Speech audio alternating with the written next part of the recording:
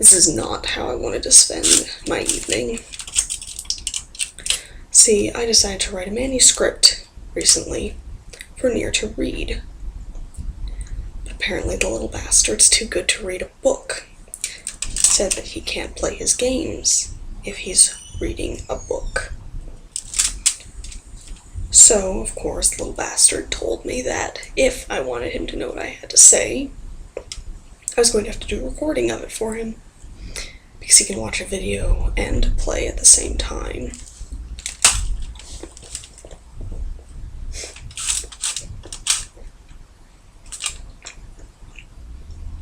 Really, Mir? Are you really that lazy?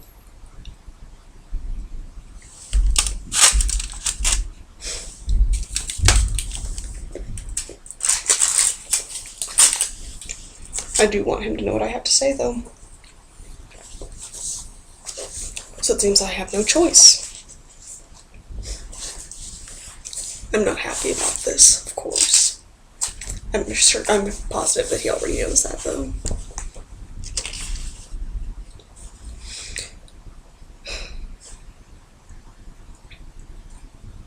When Beyond Birthday committed his third murder, he attempted an experiment. Namely, to see if it were possible for a human being to die of internal hemorrhaging without rupturing any organs. Specifically, he drugged his victims so they fell unconscious, tied them up, and proceeded to beat their left arm thoroughly, being careful not to break the skin.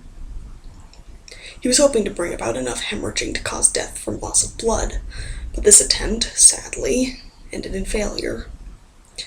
Blood congested in the arm, and it turned purplish red beneath the skin, but the victim did not die. They simply shook, convulsed, and remained alive. He had been convinced the blood loss incurred by this would be enough to kill someone, but apparently he had underestimated the matter. As far as Beyond Birthday was concerned, the actual method of murder rated fairly low on the amusement scale, and it was never more than an interesting experiment. It did not particularly matter to him whether it succeeded or not. Beyond Birthday simply shrugged and took out a knife. No, not this style, not this narrative voice. I'll never manage to keep up this tone all the way through. The harder I try, the more bored I'll get, and the lazier the whole thing will end up being.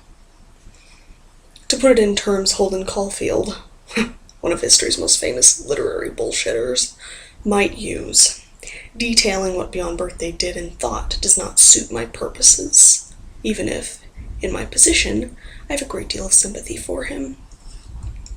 Explaining the entirety of his murders in carefully phrased sentences does not in any way increase the value of these notes. This is not a report, nor is it a novel.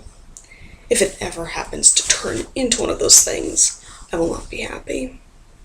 I hate to use such a hackneyed line, but I imagine by the time anyone lays eyes on these words, I will no longer be alive. I hardly need to remind the reader about the epic battle between the century's greatest detective, L, and that grotesque murderer, Kira. The instrument of death was a little bit more fantastic than a guillotine, for example, but all Kira accomplished was another reign of terror and a pathetically infantile way of thinking. Looking back, I can only surmise that the gods of victory smiled on Kira for their own vain amusement. Perhaps these gods actually wanted a blood-soaked world of betrayal and false accusation. Perhaps the entire episode exists as a lesson to teach us the difference between the Almighty and the Shinigami. Who knows? I, for one, have no intention of wasting any more time thinking about this most negative series of events. To hell with Kira. What matters to me is L, the century's greatest detective. In light of his staggering mental abilities, L died an unjust and untimely death. In the public record alone, he solved over 3,500 difficult crimes, and sent 3 times that number of degenerates to prison. He wielded incredible power, was able to mobilize every investigative bureau in the entire world, and was applauded generously for his efforts. And, during it all, he never showed his face. I want to record his words as accurately as possible, and I want to leave them for someone to find. As someone who's given the chance to follow in his footsteps, well, I may not have been able to succeed him, but I want to leave this behind.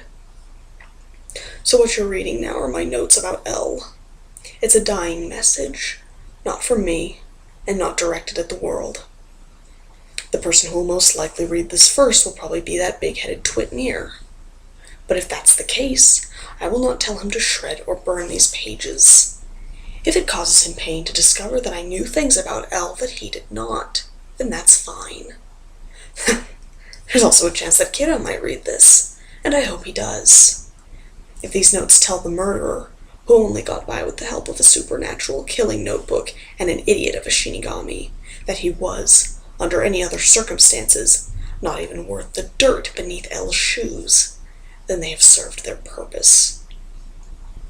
I am one of the few people who ever met L as L. When and how I met him, this is the single most valuable memory I have, and I will not write it here.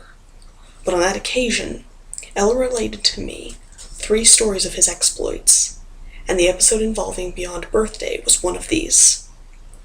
If I drop the pretense and simply refer to it as the Los Angeles LABB murder cases, then I imagine many of you will have heard of them.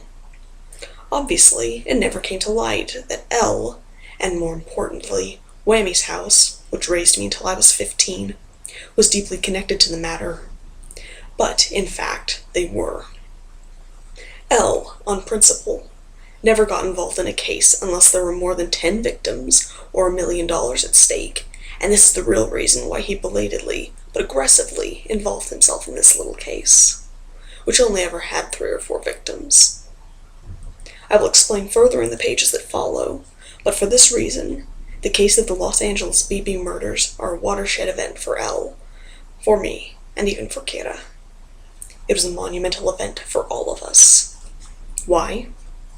Because this case is where L first introduced himself as Ryuzaki. So let us skip past all these tedious descriptions of what Beyond Birthday thought, of how he went about killing his 3rd victim, since I have no interest in that at all. And, while we're at it, let's skip the 2nd and 1st victims, make no effort to look back at the earlier murders, and adjust the clock's hands to the morning of the day after, the glittering moment when the century's greatest detective, L, first began to investigate the case. Oh, I almost forgot. In the event that anyone besides big-headed Near or the deluded murderer is reading these notes, then I should perform the basic courtesy of introducing myself here at the end of the prologue. I am your narrator, your navigator, your storyteller. For anyone else but those 2, my identity may be of no interest, but I am the old world's runner-up, the best dresser that died like a dog, Mikhail Kale. I once called myself Mello, and was addressed by that name. That was a long time ago. Good memories, and nightmares. While it is now referred to as the Los Angeles LABB murder cases, a rather catchy title, when it was actually happening right in the middle of the whirlpool, it was never called anything so impressive. The media called it the Waraningyo murders, or the LA serial locked room killings, or all kinds of other ghastly names. This fact was undoubtedly a source of great annoyance to Beyond Birthday, the perpetrator of the murders in question, but, frankly, I think those names provide a more accurate description of what was actually happening. Either way, the day after Beyond Birthday carried out the 3rd of the murders, August 14th, 2002, 8:15 a.m., local time, the FBI agent Naomi Misora was lying dazedly on the bed in her apartment, having just woken up. She was wearing dark leather pants and a matching leather jacket, but it would be a mistake to assume she customarily slept in this outfit. She had spent several hours racing around on her motorcycle the night before in a vain attempt to burn off stress. And when she finally returned to her apartment, she had fallen instantly into a sound slumber without bothering to shower or undress. Much like the name of the case, Misora had now entered the public consciousness as the one who eventually cracked the Los Angeles LABB murder cases. But the truth is that when these events were unfolding in real time, she had been suspended from her duties as an FBI agent. According to the official records, she was just on a leave of absence, but this is purely because she had absolutely no ability whatsoever to stand up to the pressure from her superiors and colleagues. Suspension, leave, summer vacation. I don't think we need to go into the reasons for her suspension here. What is certain is that this was America. She was Japanese, female, very good at her job. And the FBI is a large organization, which ought to be enough information. Obviously, she did have colleagues who had a high opinion of her, which is exactly why she had been able to work in the organization so far. But a month before, just before the Los Angeles BB murders, Misora had made a major blunder. So major, even she could not believe it, which led directly to her current situation. This was not the kind of problem that could be alleviated by racing around in the middle of the night on a motorcycle. Misora was seriously considering quitting the FBI, casting off her entire life, and moving back to Japan. Obviously, part of her was sick and tired of all the nonsense that came with the job, but even more than that was the guilt she felt over her own mistake, which hung upon her shoulders like a dead weight. Even if there had been no pressure from those around her, not that this hypothetical was even remotely possible, Misora would have asked for time off herself, or even resigned. Misora slowly peeled herself off the bed, intending to shower away the sweat of the night before, but then she noticed the laptop on her desk was, for some reason, turned on. She had no recollection of turning it on. After all, she had just woken up. Had she hit the switch on her way in last night, and then fallen asleep without shutting it down again? She didn't remember doing that, but since the screensaver was working, there seemed to be no other explanation. One would assume that, if she had enough energy left to turn on her computer, she would have had enough energy to undress. Misora peeled off her jacket and pants, and with her body feeling much lighter, got off the bed, moved over to her desk, and jiggled the mouse. This was enough to clear the screensaver, but at this point Misora became even more confused. The main email program was running and flashing a new mail message. It was possible she'd fallen asleep with her computer on, but to fall asleep in the middle of checking her email. While she was wondering about that, she clicked on her inbox. There was one new message, from Ray Penber. This was the name of Misora's current boyfriend, also an FBI agent. He was the most obvious example of the agents who had a high opinion of her, not that this stopped him from beginning her to transfer to a less dangerous department every time something happened. Since her leave was almost over, this might well be just business. So Misora went ahead and opened the message. Naomi Misora-sama, I apologize for contacting you like this. I would like to request your help in solving a certain case. If you are willing to assist me, please access the third block of the third section of the Funny Dish server on August 14th at 9 a.m. The line will be open for exactly 5 minutes. Please break through the firewall yourself. L. P.S. In order to contact you, I took the liberty of borrowing your friend's address. This was the simplest and safest way to contact you, so please forgive me. Regardless of whether you agree to help me or not, I need you to destroy this computer within 24 hours of reading this message. When she finished reading, Misora immediately reread the entire message, and finally checked the sender's name again. L. She might be suspended, but she was still an FBI agent, and obviously she recognized the name. It would have been unforgivable if she had not. She briefly considered the idea that Ray Penber, or someone else, was playing a practical joke on her, but she found it hard to believe anyone would be so bold as to sign their name as such. L never revealed himself in public or in private, but Misora had heard several horror stories about what had happened to detectives who had tried to pass themselves off as L. It was safe to say that no one would dare use his name, even in jest. So, oh dang, she grumbled, and proceeded to take her shower, washing away the exhaustion of the night before. She dried her long black hair and drank a cup of hot coffee. But she was only pretending to consider the matter. She did not really have a choice. No FBI agent, particularly a low-ranking one, could ever consider turning down a request from L. But at this time, Misora did not have a particularly favorable opinion of the great detective L, so she had to pretend to hesitate, if only to make herself feel better. If you consider Misora's personality, the reasons for this are clear. It seemed obvious that the reason her laptop had been turned on was that Elle had hacked it, and she was more than a little depressed that she would now have to so randomly destroy the new computer she had purchased just a month before. I don't mind. I do, but she didn't have a choice. At just past 8:50, Misora sat down in front of her laptop, which now had less than 23 hours to live, and began following Elle's instructions. She was not an expert hacker, but she had been taught the basics as part of her training. Just as she successfully gained access to the server, her entire screen went white. Misora was momentarily alarmed, but then she noticed a giant calligraphic L floating in the center of the screen, and relaxed. "Naomi Misora," came a voice from the laptop speakers, after a brief pause. It was obviously a synthetic voice, but this was the voice recognized as Elle's by every investigative department in the world. Misora had heard it several times before, but this was the first time it had ever addressed her directly. It felt strange, like she was hearing her name on TV. Not that she had ever had that experience, but this was what she imagined it would be like. "This is Elle." "Hi," Misora started to say, but then realized how pointless that was. Her laptop did not have a microphone installed, and there was no way for him to hear her.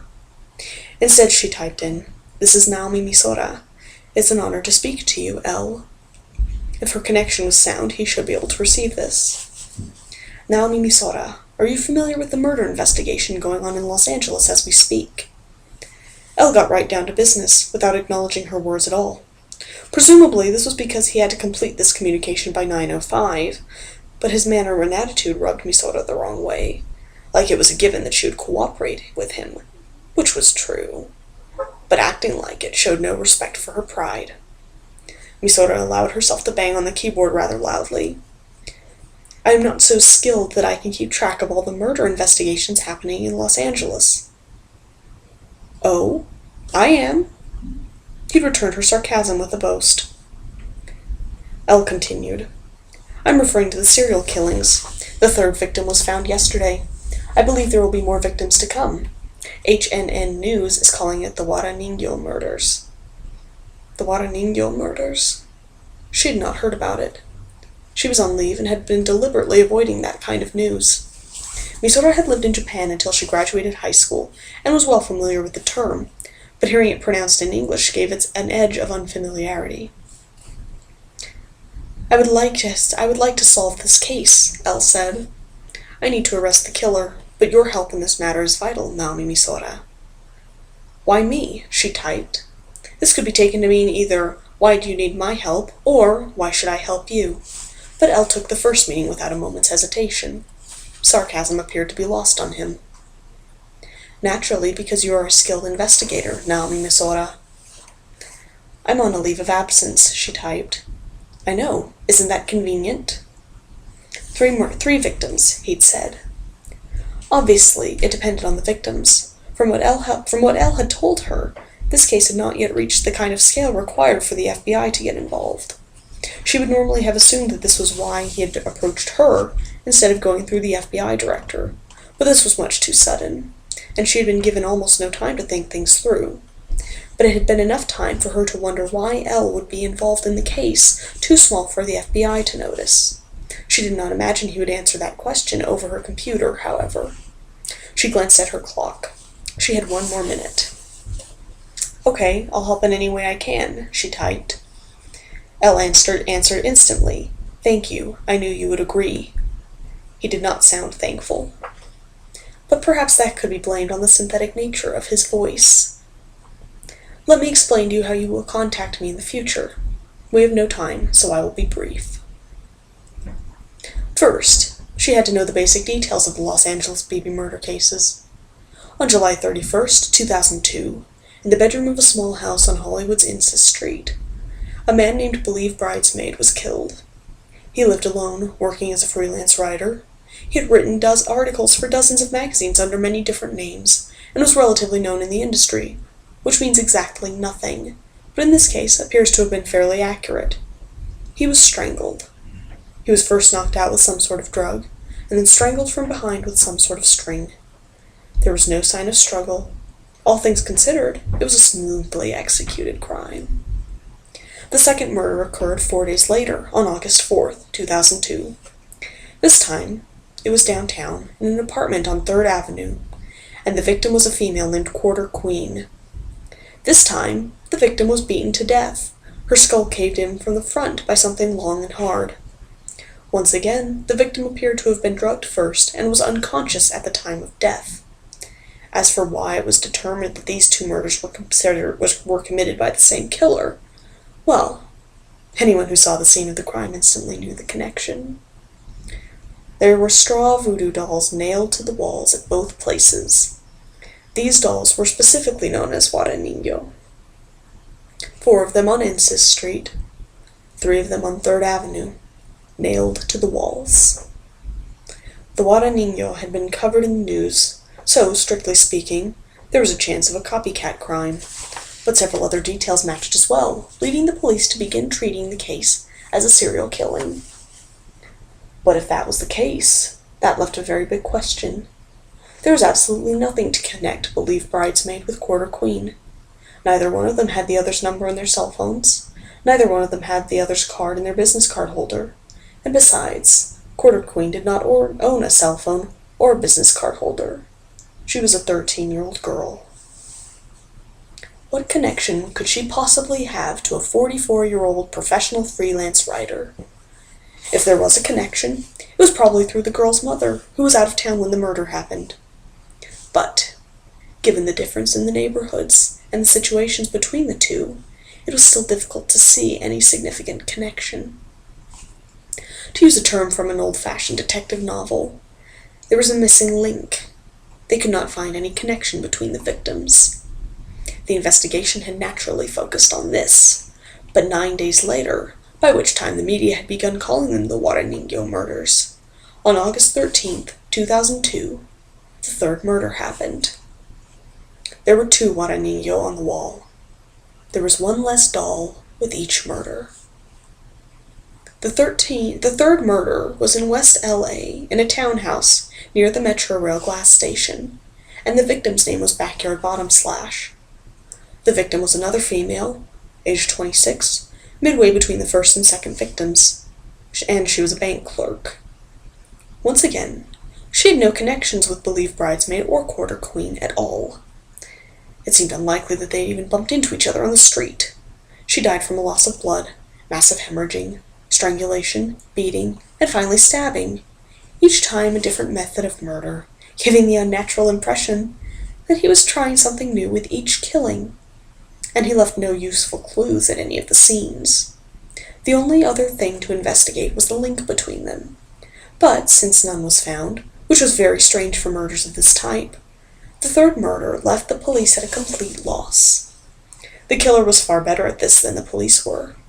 I have no intention of praising beyond birthday, but in this case I will give him the credit that he is due.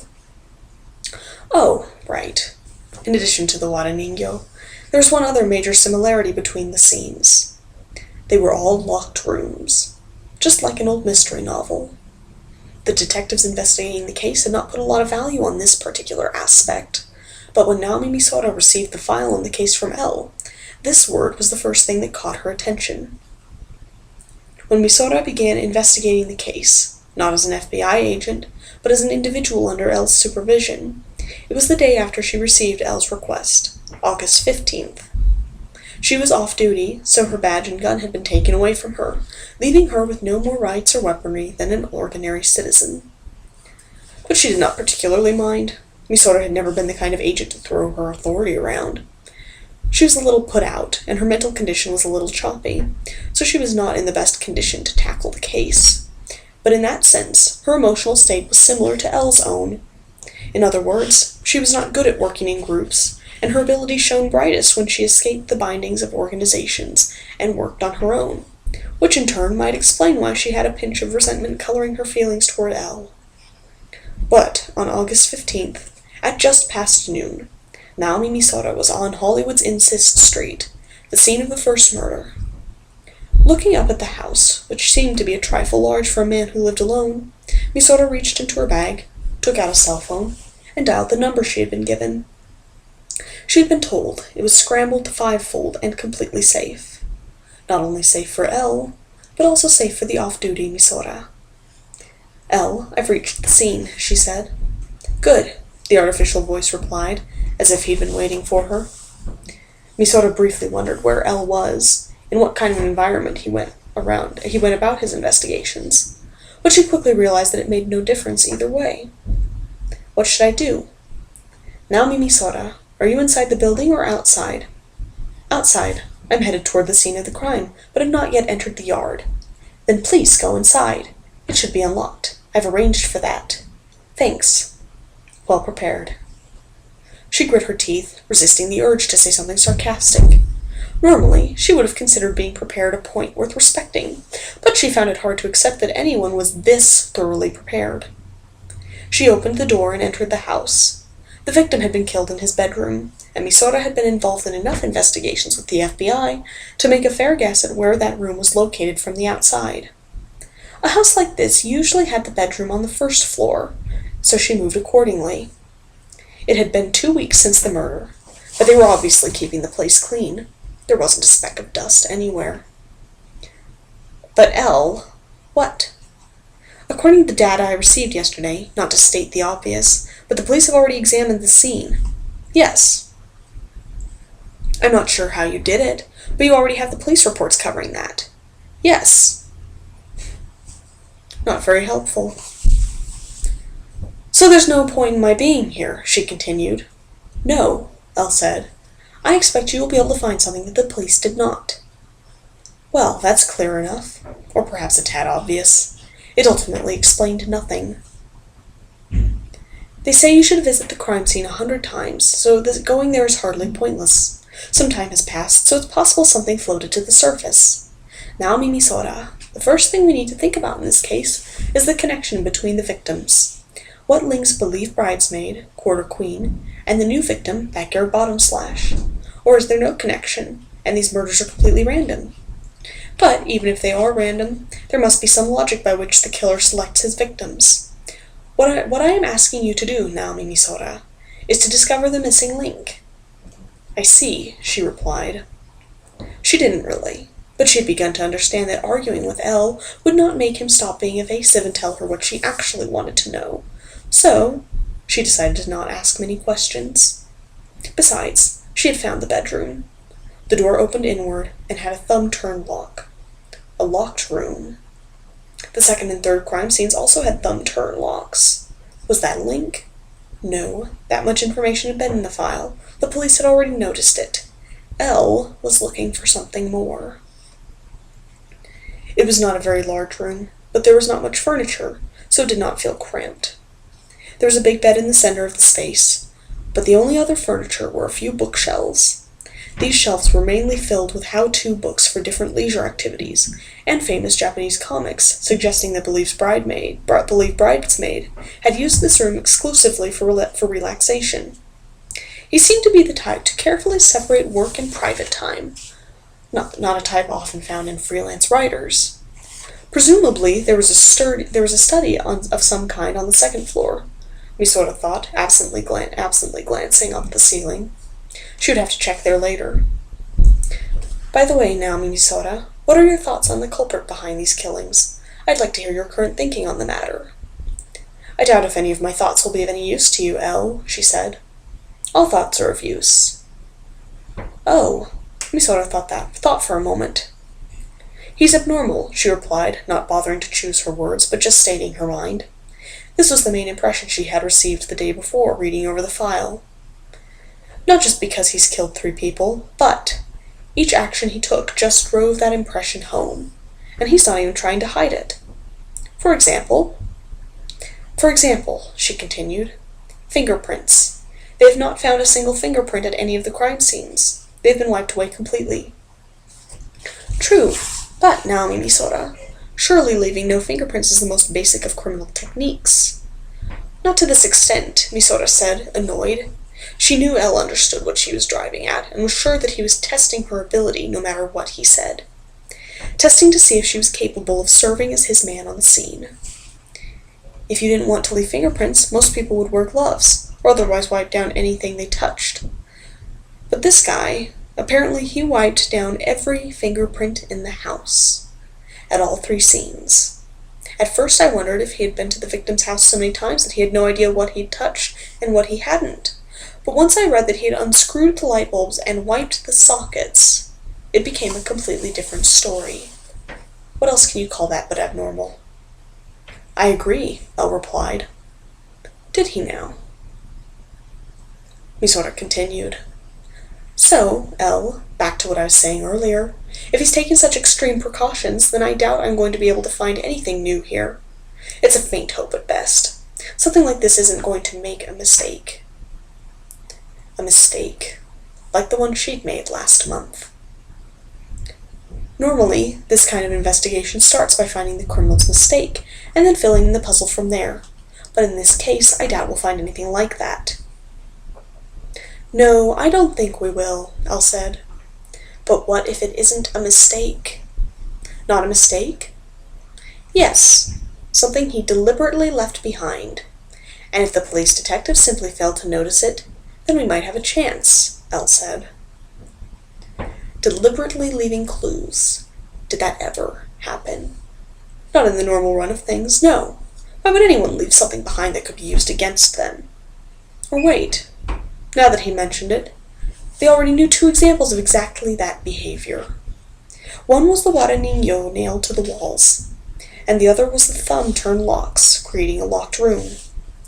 These were not mistakes, but had clearly been left behind by the killer, especially the latter, especially the thing that Misora had been most interested in.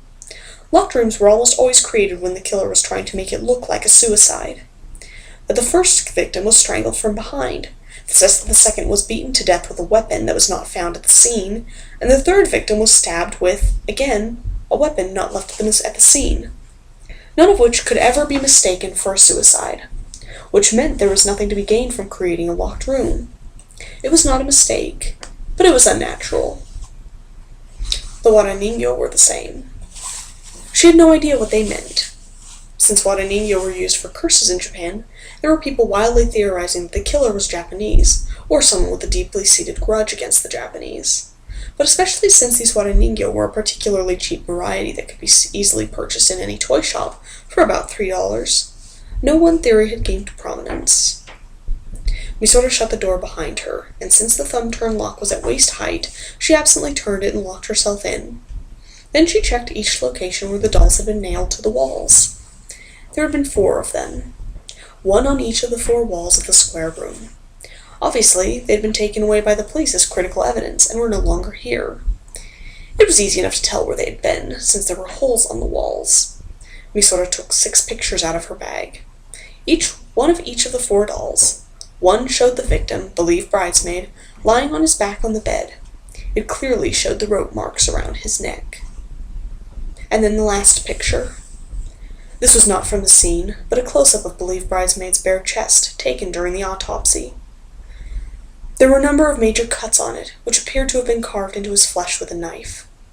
They were not that deep, but ran in all directions. According to the report, they'd been made after the victim's death. Generally speaking, when the killer engages in this sort of meaningless destruction of the corpse, they have a deep-seated grudge against their victim. For a freelance writer who would take any job, I wouldn't be surprised if he had quite a few enemies. He did write a lot of gossip columns. But, Naomi Misora, that does not explain the connection to the second and third murders. Both of these bodies were also damaged in ways that had no direct connection to the cause of death. In fact, the damage seems to have escalated with each murder. It's possible that the bridesmaid was the only one he had a grudge against, and the other 2 murders were designed to disguise that. Or maybe it wasn't bridesmaid, but one of the other 2. Or 2 out of the 3, and the third was camouflage. The destruction might be getting worse because it's part of the disguise, or... Elle cut in. You believe the killer's only pretending to kill indiscriminately? No, that is just one pattern worth considering, Naomi Misora replied. This idea would explain the Guadagnino. I mean, maybe he deliberately left them there to prove that all three were killed by the same man, and the locked doors might be for the same reason. In which case, moving from Hollywood to downtown to the west side of town could be seen as an effort to confuse the investigation. The more people the case connected to, the more chaotic the investigation would become, and the selection of a young girl as the second victim may have been done deliberately to make him look like a psychopath. Pretending to be abnormal, well, just the idea of doing that is abnormal enough, Elle said. Misora was surprised to hear him express such a human sentiment. The emotion she felt was very similar to being impressed, and she quickly put the conversation back on topic, to cover her reaction, if not to hide it. So, Elle, I feel ridiculous trying to figure out a connection between the victims. I think the police are doing a fine job with that, and, frankly, checking out everyone who knew each of them seems more useful. I mean, the third victim, Backyard Bottom Slash. She must have been involved in all kinds of business dealings at the bank. But now, Misora, Elle interrupted. This is no time for idle musings. I believe there will be a fourth murder in the near future. He'd said something similar the day before, that there would be more victims, but based on what? With the killer still at large, it was an obvious possibility, but it seemed just as likely that the murders would end at 3. It all depended on the killer's whim. As an investigator, she found it hard to place the odds higher than 50-50.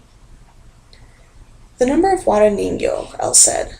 4 where you are, 3 downtown with the second victim, and 2 at the third scene in West LA. 1 less doll at each scene.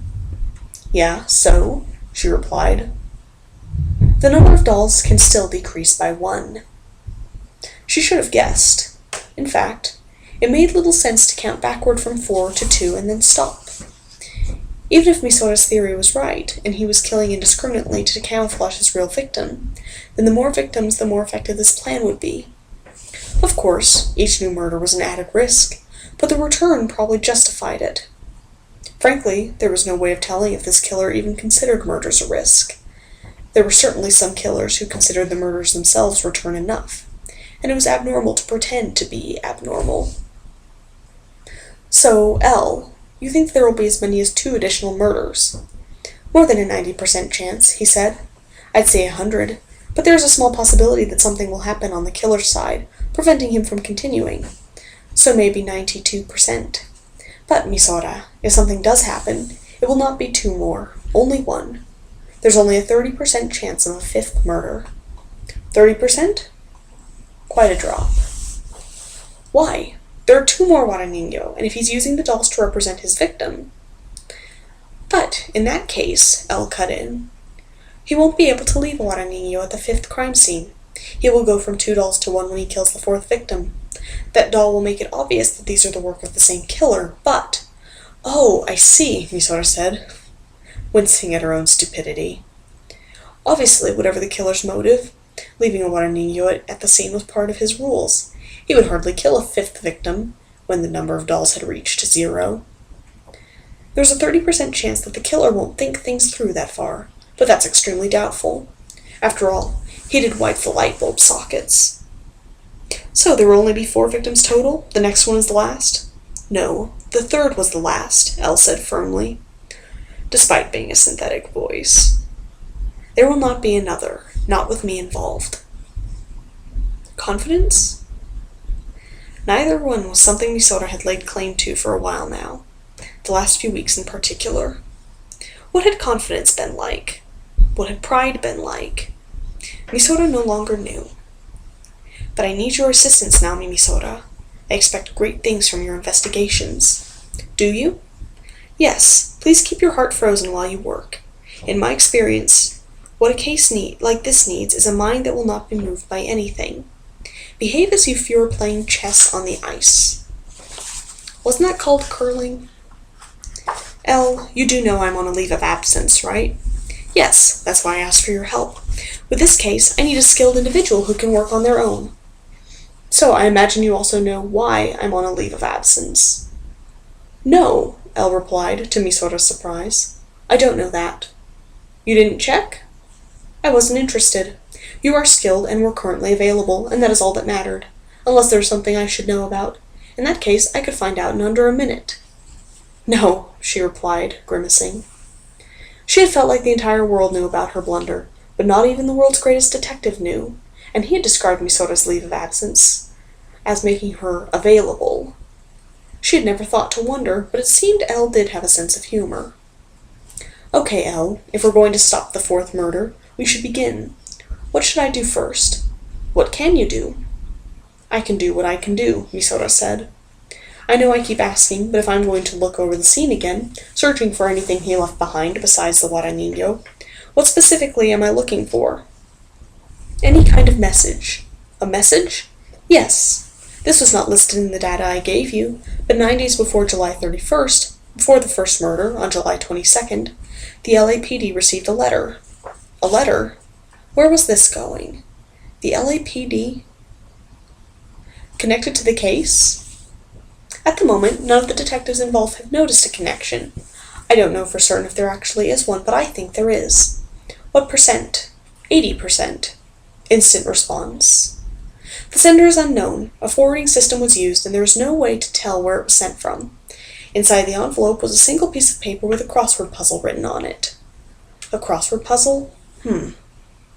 Don't be dismissive. It was a very difficult puzzle, and no one could solve it. Of course, we could also take that to mean no one applied themselves to it seriously, but it seems reasonable to hypothesize that several policemen working together were unable to solve the puzzle.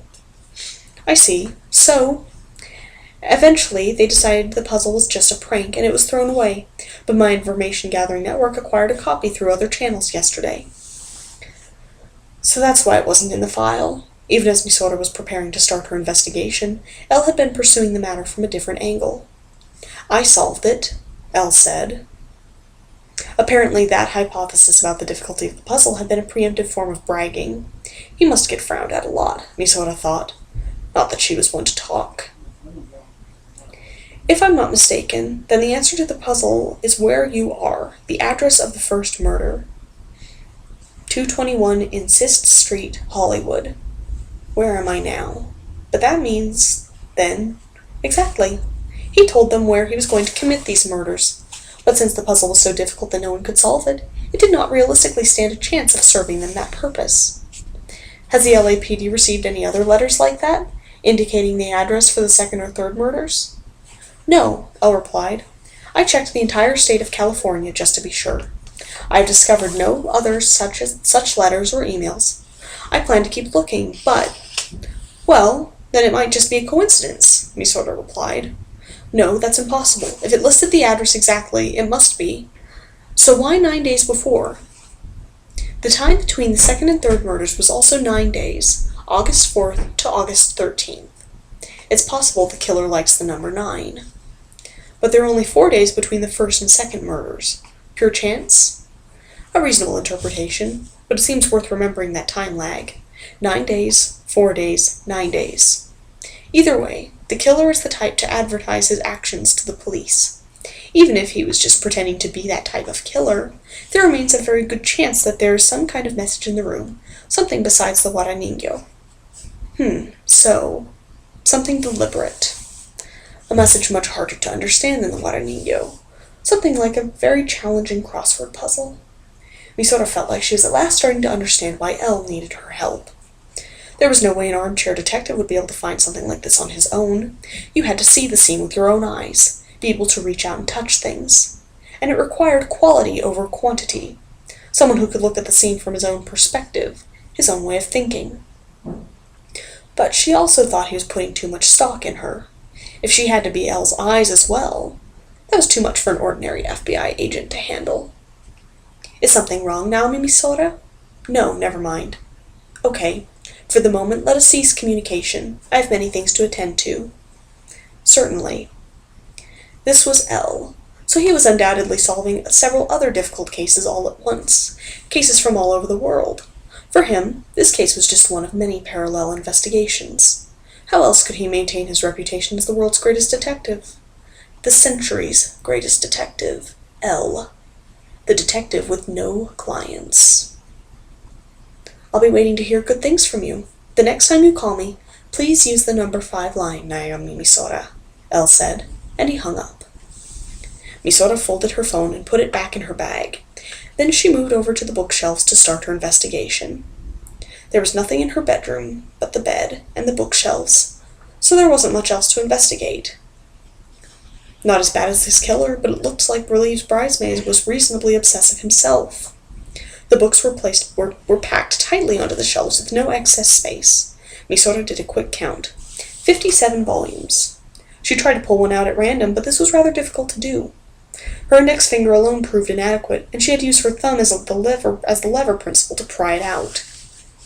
She flipped through the pages, well aware that this was pointless. She was just keeping her hands busy while she tried to figure out what to do. It would be nice and simple if there were a message hidden between the pages of a book, but that was far too much to hope for. According to the files, like the light bulb sockets, every page of every book had been wiped, removing all fingerprints, suggesting not only that the killer was extremely finicky, but that the police had in fact gone through all of the books. One could assume there had been no messages. Or the message had been arranged in a way that the police had not noticed, something that looked like an ordinary bookmark, but actually had a code hidden on it. But after flipping through another few books, she dismissed this theory as well. The books here did not have bookmarks. The Leave Bridesmaid did not appear to be the bookmark type. Many fussy readers detest the slight curve in the page that a bookmark can leave, which meant that even the most fastidious killer would never have dreamed of placing anything inside of a book. Misora moved away from the shelves. She glanced down at the bed, but there seemed to be even less to investigate here. There was nothing to do but pull the sheets off and look under the mattress, and she didn't even need to check the file to know that the police had already done that. It seemed virtually impossible to hide a message on the bed that the police would not notice. Under the carpet, behind the wallpaper? No. Why would he hide the message? He wants it to be found. It's not a message if it isn't found. He sent the crossword puzzle to the police. Very egotistical. He wants the puzzles to be difficult, to prove that we're stupid. He wasn't trying to outwit them. He was mocking them. You are beneath me. You can never beat me. That's what the messages are saying. Which means he's not trying to make everything go right and avoid getting caught. He's after something more than his goals. Or making fun of us is his primary goal. Who is us? The police? The LAPD? Society? The US? The world? No. The scale's too small. This is more personal. So this message, or something like a message, there must be one somewhere in this room. Or wait. There must be was wrong. Maybe there wasn't. Something that should be here, but isn't. Something missing, that used to be here. The Guaranino? No, those were a symbol for the victims, not a message. The bedroom. Oh, right, the occupant. The bedroom's occupant isn't here. Something missing, something no longer here, like the room's owner, Leave Bridesmaid. Misora took out the photographs again and carefully looked at the two pictures of the bridesmaid's corpse, one taken at the scene and one taken during the autopsy. If the killer had left a message on the body, it was obviously not the rope marks, but the knife wounds on his chest. Like Misora had said to Elle, normally these would be taken as a sign of a personal vendetta. But now that she thought about it, they weren't natural. In the photo from the scene, the body was on its back, wearing a t-shirt which had a few bloodstains on it. But the t-shirt itself wasn't damaged at all, which meant that, after the killer had murdered him, he had taken the t-shirt off, cut up the body with a knife, and then put the t-shirt back on. If this were a simple grudge, he would have just cut right through the fabric. Was there a reason he didn't want to damage the t-shirt? But he didn't seem to mind if it got bloodstains on it, and the t-shirt definitely belonged to the victim. It was the one he always slept in. If you look at them right, these marks do look like letters, sort of. You had to twist the picture around a lot, though. B, C, I, no, M, another V, X, D, and that's 3 I's in a row. L, that looks like L. Feels like I'm forcing it. This only worked if you were looking for it. It wasn't like kanji or hangul. Alphabet letters were constructed of simple lines and curves, and without any random scratch marks. Whether with a pencil or a knife would look like something. Normally, I'd like to see what the detectives in charge think, the people actually involved in this case. But I don't have a badge at the moment, so that's out of the question. Of course, Elle's probably handling that side of things for me. Misora was starting to appreciate how much harder it was to work on your own without the support of the organization. She'd always felt out of place in the FBI, but she was just now realizing how much she'd taken advantage of the resources it offered. I guess I should check the other rooms. Seems sort of pointless. But if you wiped all the fingerprints in the house, she murmured, and turned to leave the room. But then it occurred to her that there was one place she hadn't checked yet. Under the bed. Easy enough to overlook, and far more likely than under the carpet or behind the wallpaper. It seemed fairly unlikely that the police had missed such an obvious blind spot. But it seemed worth crawling under there, just to be sure. There might be something new she could see from down there. For this reason, Misora crouched down next to the bed. And a hand reached out from underneath it. Misora jumped backward instantly, forced down the surge of emotions that this sudden turn of events stirred up, and put her fists up. She didn't have a gun with her, not because she was suspended, but simply because she'd never really gotten used to carrying one around. With no gun, she had no trigger to pull. "What? No, who are you?" she roared, trying to sound intimidating. But the hand was joined by a second hand, as if her voice was just the wind blowing, and a body followed it. A man crawling out from under the bed. How long had he been here? Was he under the bed the whole time? Had he heard her talking to Elle? All kinds of questions flooded through Misora's mind. "Answer me! Who are you?" She put one hand inside of her jacket, pretending she had a gun. The man raised his head, and slowly stood up. Natural black hair, a plain shirt, faded jeans. He was a young man with dark lines under his wide, bulging eyes. Thin, and apparently fairly tall, but his back was curved, leaving his gaze 2 heads lower than Misora's, so he appeared to be looking up at her. "Nice to meet you," he said, completely unruffled. He bowed even lower. "Please call me Ryuzaki."